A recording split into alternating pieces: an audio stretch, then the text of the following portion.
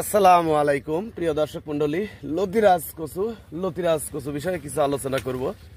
তার আগে আমার ঠিকানা দিয়ে থাকি জেলা নাটোর, থানা বাড়াইগ্রাম, গ্রাম তালসু, কুন্ডুপাড়া।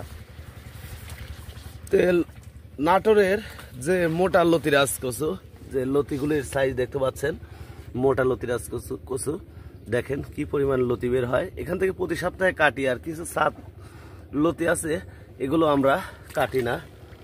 দেখেন লতির গঠনগুলি সম্পূর্ণ মোটা লতিরাজ কচু। প্রতিটি গাছেই দেখেন লতি বের হয়েছে, দেখার মতো লতি।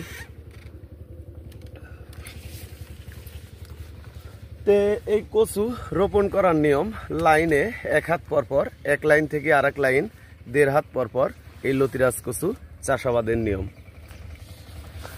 যেগুলো এঁটেলো মাটি, অর্থাৎ এঁটেলো মাটিতে আপনারা লতিরাজ কচু চাষাবাদ করলে ভালো একটা বেনিফিট পাবেন। কারণ এঁটেলো মাটিতে একদিন পানি দিলে 7 দিন 8 দিন যায়, এমন জমিতে আপনারা লতিরাজ কচু চাষাবাদ করবেন। দেখেন আমাদের যে লতির গঠনগুলি। প্রিয় ভিউয়ার্স, আপনারা যদি লতিরাজ কচু চাষাবাদ করতে চান তাহলে স্ক্রিনে দেওয়া নাম্বারে অথবা ডিসক্রিপশন বক্সে আমরা নাম্বার দিয়ে থাকি। বাংলাদেশের প্রতিটি জেলায় লতিরাজ কচুর চারা সেল দেওয়া হয়। ভালো থাকবেন, সুস্থ থাকবেন। আসসালামু আলাইকুম।